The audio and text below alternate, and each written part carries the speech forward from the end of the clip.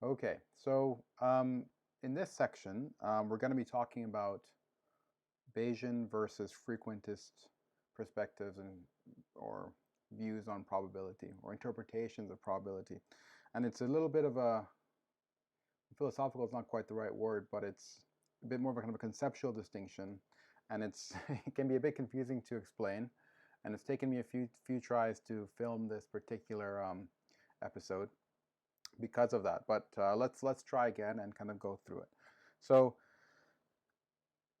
earlier, when we were talking about, let's say the fruit in the box, or the die, rolling a die, it can be natural to think of probabilities as in terms of events that you can kind of rerun multiple times.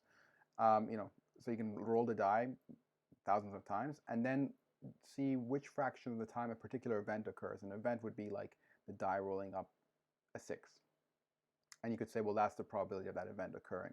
And that makes a lot of sense in many cases. And it's kind of a very useful way of thinking about probability. However, in lots of situations that we're in, we can't run those experiments over and over again. So for example, let's say we were wondering about whether there is life on Mars. That's something where it seems like we should be able to reason about it. Like we have models of how life works on Earth. We know something about Mars, so we should be able to kind of reason about the uncertainty. But it's not really something where it's like an experiment that we can run hundreds of times. It's almost kind of meaningless, or it's very difficult to understand what that would mean. And so we kind of need a notion of probability that allows us to express our uncertainty in particular statements or particular events, and then to reason about that uncertainty and, for example, update it in the light of new evidence. And Bayesian probability is an approach, and in some sense kind of the approach for doing that. So it's not as we'll mention briefly as we go, it's really the only way that you can do this in a kind of a coherent way. Okay, so let's get into the details. So yeah, so we're talking about the difference between the frequentist interpretation of probability and the Bayesian view, which allows us to kind of quantify our uncertainties. That's going to be a lot of what we care about. Like parameter values. Want to know how uncertain are those parameter values? How uncertain are we in kind of the predictions we're making? Bayesian probabilities are what we need. So that's kind of what this is all about. And now there's a kind of very interesting point that like why is it that we use probability to represent our uncertainty, right? We kind of take this to be a kind of a natural thing to do, but why is it that probabilities are what we should use to describe our uncertainty about events and update update our knowledge and things like that? Well, it turns out that if you make a very small set of assumptions, that let's say your degree of belief in something has a numerical value, and I think let's say a positive numerical value or a non-negative one at least. And you use some kind of very basic common sense axioms for how that uncertainty should be updated and it should behave.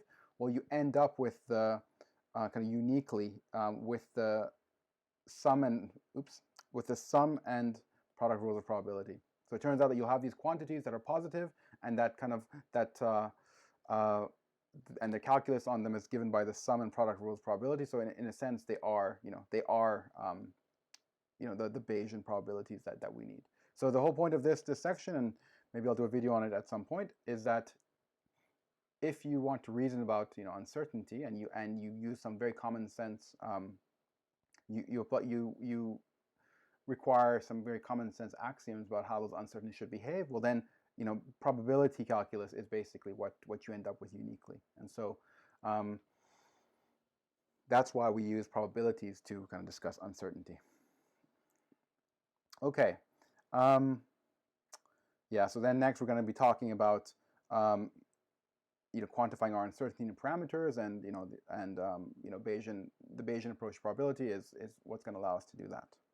Okay, and now we kind of get into the real meat of it and the real kind of engine for all of what we're going to do in the book, which is Bayes' theorem. So this is this thing, and it has a few components. And what it basically says, it kind of gives you a way of going from, let's say it's some initial information you have about some parameters. So in this case, for example, let's say the weights that we're using in our polynomial example before, fitting the polynomial to our data. We have some prior information about W, about those weights. And what Bayes' theorem gives us is a way of updating our prior information using the data that we observe. And so it tells us that to go from the prior to the posterior to kind of update our information, we start with the prior and then we multiply it by what's called the likelihood, and we scale things by the probability of the data to make sure that everything sums to 1, and we arrive at this posterior. So it kind of gives us the way to it gives us the way that we can go from our prior information and update it to arrive at our posterior information, to update our knowledge in the light of evidence. So this quantity on the left is the posterior, the quantity on, this quantity on the left is the posterior, and the quantity on the right here is the prior, and this thing here is the likelihood. And I think this is called like, this is the probability of the data. I think it might be called the marginal likelihood or something. I forget what the term, what it's called.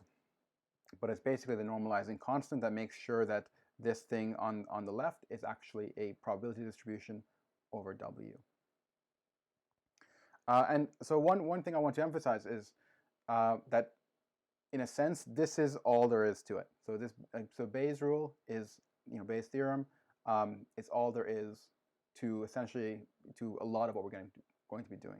And when I first kind of came across this, I was a little bit surprised at how how kind of fundamentally simple it is, right? So you just need 3 pieces. So you come up with a prior for your problem, a likelihood, which says which tells you how gives you the probability of your data given your parameter, and you essentially arrive at your posterior, and that's all there is to kind of Bayesian probability in a sense. So there isn't a lot of magic. The difficulty comes in actually doing these computations in realistic settings. So for example, one thing you have to do sometimes is you have to figure out what this normalizing constant is so that you can make the posterior an actual probability. And figuring out this normalizing constant can be quite difficult. It requires integrating, as we'll see, and it requires integrating over your parameters, and these integrals can be very difficult to do.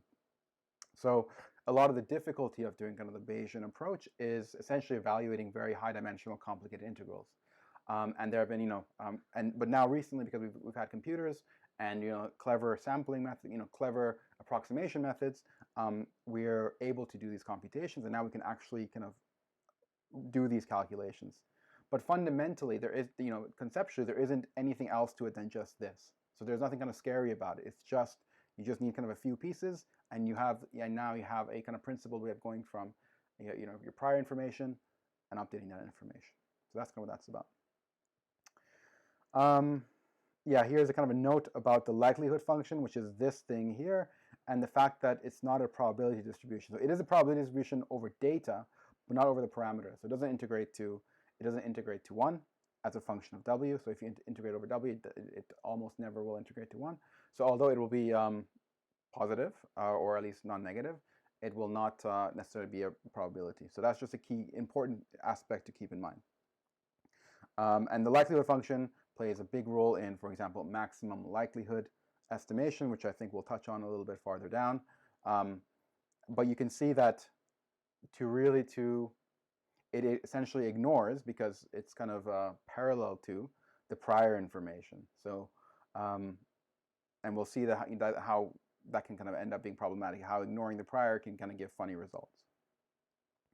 Okay, so here is stating Bayes' theorem in words, which is just saying that the posterior is proportional to the likelihood times the prior. And this is actually an interesting form of way of expressing Bayes' theorem, because in certain settings we actually don't care about this normalizing constant. So for example, there's a type of estimation called maximum a posteriori estimation, where the whole game is to just maximize P of W given D over W. So you take your prior information, you multiply by the likelihood, and then you just maximize the result over W. And the point is that if you just care about the location of that maximum, so in that setting, you're not being a full Bayesian, you're not providing uncertainty information, you're just saying, well, the peak of the function is here. Well, the peak doesn't really depend on constants. So here, this normalizing constant doesn't depend on W. So it won't, all it'll do to the function you're maximizing is shift it up or down. So the location of the peak won't change. And in those settings, essentially, you won't need to worry about this normalizing constant. you won't need to worry about this, and you can just think of Bayes' theorem as in precisely this form, as just being proportional to the likelihood times the prior, and then maximizing that product with respect to W and forgetting about the normalizing constant. So just something, kind of some things to keep in mind, and I think it will come up, as we go. Here is, I mentioned this normalizing constant here, the probability of the data, and you can see what it looks like. So here we write it as a contribution from each of these parameters. So you're integrating over the parameter space and integrating the probability of the data given that parameter value. So you're integrating, the likelihood weighted by the probability of the parameters. And it's these integrals that can be quite complicated. So you see a single integral here, but actually this is I guess an m-dimensional integral where m is the dimensionality of W. And already, so now you have a multi-dimensional integral you have to do, which almost always will be very difficult to do. And so then the whole difficulty is, well, how do you evaluate that? And we're going to have various chapters on how to do that with Monte Carlo methods, where we try to take kind of random samples and average them in clever ways, or where we use kind of deterministic approximations, where we say, okay, well, this integral, we're going to model it in a particular way that allows us to actually come up with analytic answers to it. So a lot of the difficulty in this is kind of a big part of the difficulty of the computational difficulty of Bayesian methods is determining these integrals, computing them in a reasonable, computationally efficient way. Good. Okay. Right. So the next bit is, what are we talking about? It's the likelihood function. Right. So in a frequentist setting, so this is actually an important point. So in a frequentist setting, W is considered to be a fixed parameter whose value is determined by some form of estimator. And error bars of this estimate are obtained by considering distribution of possible data sets D. So this is actually a really important point and a big distinction, which took me a long time to understand, between the frequentist and the Bayesian approaches. So in the frequentist approach, this parameter W is considered fixed. So for example, an example that brought this home to me was when my teacher asked, what is the probability of life on Mars? Right, so our parameter is, life on Mars. What is the probability of it? Well, in the frequentist approach, it's either 1 or 0, right? So there's either life on Mars or there isn't. So that parameter, life on Mars, either has the value 0 or 1. And then, our estimators are going to try to, estimate whatever that value somehow. But the point is that you might think, well, that the probability is maybe 0.6 or 0.5 or 1%, whatever it is. But no, it's in this particular case, we're talking about life on Mars, so it's either 0 or 1. There either is life or there isn't. Okay, so in the frequentist approach, we have this fixed parameter and we have an estimator, and now we're going to evaluate the quality of the estimator. And one of the common ways that we do that is with this notion of the confidence interval. And I think the confidence interval is an interesting concept, which also illustrates that that we kind of think about probabilities and naturally think about them in kind of a Bayesian way, because what a confidence interval is quite different from what we naively might think it is, unless we're kind of statisticians. So the idea with a confidence interval is, it's a procedure for computing an interval given a data set. And now remember that in the frequentist approach, your parameter value is fixed. So when you get the data set, you compute the interval, there's no probability of, there's no kind of 0.9 probability of the parameter being inside the interval or not. It either is or it isn't. It's 0 or 1. But the idea is that you can do this procedure over and over again for different data sets sampled the same way, compute those intervals. And the point is that your true value should be inside the interval 95% of the time. So it's a bit complicated to wrap your mind around. So it's not like there's for example, a 95% chance that your parameter lies in that interval, right? Whenever you have an interval, your parameter in the frequentist perspective either lies in that interval or it doesn't. But the point is that the idea is that you can repeat the same procedure. For example, roll the die 1,000 more times, or whatever it is you're doing, compute the interval, and the true value of, let's say, how fair that die is will be inside that interval 95% of the time. I think that's quite different to what we, the way we naturally think, where we actually, I think it's much more closer to the Bayesian view, where we think of the parameter as a random variable. So we don't know what the random variable is, and we construct an interval, and we say, well, there's a 95% chance that interval contains that random parameter. And that's kind of what's called the Bayesian credible interval. And I think that is the way we normally interpret confidence intervals. But we have to be careful because that's not what they mean. Whereas in the Bayesian view, when the parameter is viewed as a random variable, the credible interval is actually, what you would naively think of what that interval means. So there's kind of a 95% chance that your random variable, your parameter, is inside that interval. So it's just kind of two ways, two kind of contrasting ways of evaluating the quality of an estimate. And I think the Bayesian one is kind of the much more intuitive one. Okay, so let's continue. So I'm going to switch back. So maximum likelihood. So this is essentially what it says on the tin. So you have your likelihood function, remember, not a probability distribution, and you report a single value, a point estimate, where this function is maximized. And as we'll see, instead of maximizing this function, you can maximize its logarithm because the logarithm is monotonic, so it doesn't change the location of the maximum. And then if you take the negative value, now you have something that you can minimize, and you can call this kind of an error function. And we'll see that many of the ad hoc error functions that we can come up with can be interpreted as likelihoods, or as we'll see, posteriors, log posteriors. So it's kind of giving a nice probabilistic interpretation. And yeah, the point is, maximizing likelihood is equivalent to minimizing the error. So that's kind of a nice, it's kind of a nice link to probabilistic ideas that's going to come up later on in this chapter, actually. Okay, let me touch briefly on this idea of the bootstrap. I don't know why he's mentioning it here, but it's it's an interesting idea. So the point is,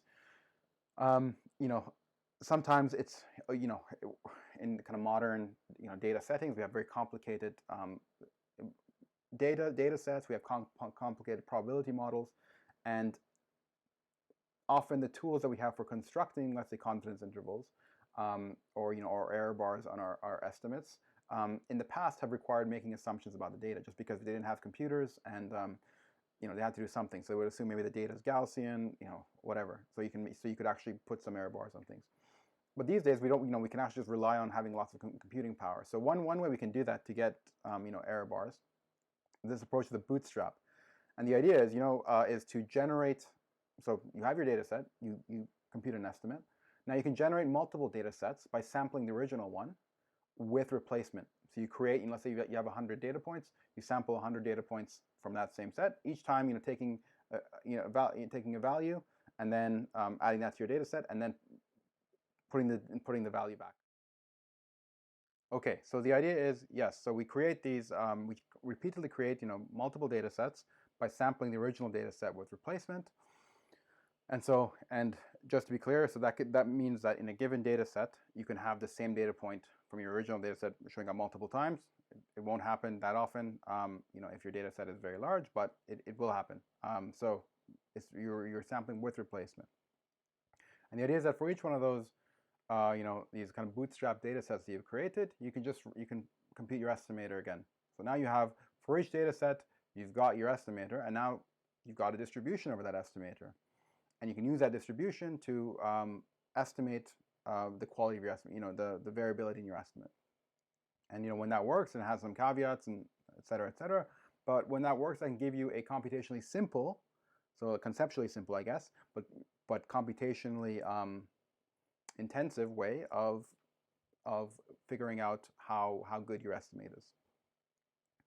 Okay, next we're going to jump a little bit. So we're going to talk about the inclusion of prior knowledge. So this is kind of an example that I mentioned we'll come to. So suppose, let's say you're doing maximum likelihood and you want to determine your parameter, your fixed parameter is the bias of a coin.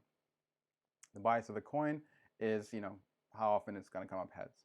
Now suppose you take your coin and you toss it 3 times and it comes up heads each time. So now you run your maximum likelihood procedure, and the likelihood of your data is, the likelihood of your parameter value is p to the power of 3. So that's the probability of observing heads 3 times. So if you're on maximum likelihood, well, that's going to be maximum. So you're going to be maximizing that function as a function of p in the range 0 to 1. Well, it's going to be maximum at 1. So your maximum likelihood estimate is that your coin is completely biased. So it always comes up heads. But obviously that doesn't really kind of agree with our intuition of how coins work in the real world, right? It's very unlikely that a coin is going to be completely biased.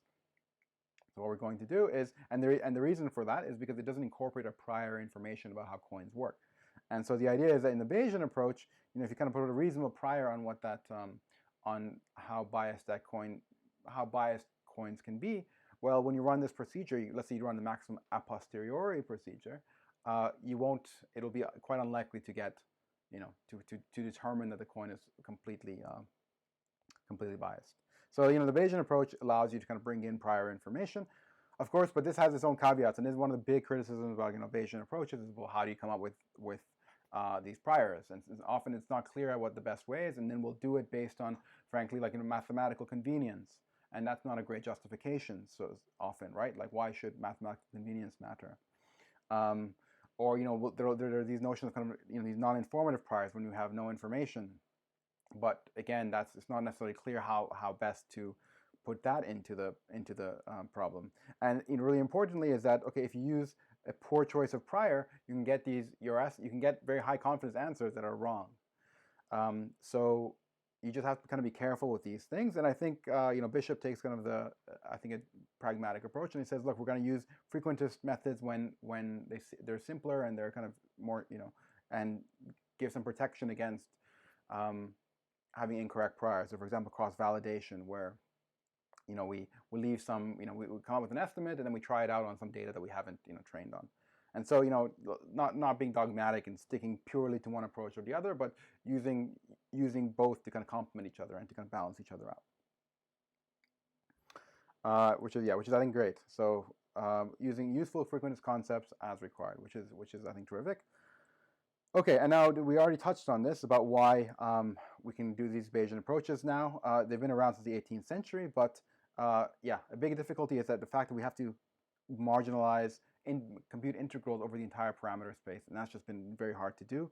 But recently, as computers have become more powerful, and we've kind of come up with more clever methods of estimating these integrals or computing them or having deterministic approximations, we're now able to do the integrals that we need to do to do these Bayesian computations, and that's why there's been such a burgeoning in those approaches recently. And I think it's great because at least from my perspective, they really give Bayesian approaches give a really kind of principled way of thinking about uncertainty and probability and reasoning about it and discussing it. So what I love about it is, like, look, people can have issues with your priors, but at least they have something concrete to discuss, and you can say, well, I don't like your prior because of this. Okay, well, let's go change it, or let's think about concrete ways of improving it, or getting better data so we can model the the prior distribution better. But it gives you something concrete to work with, rather than ad hoc approaches where, well, I think this energy function seems right, and if it doesn't, well, you don't know where to go. So so I'm a big fan of these approaches, and I'm kind of very excited to be going through them with you as we go through the book. Okay, so I think that's about it for this section. Thanks.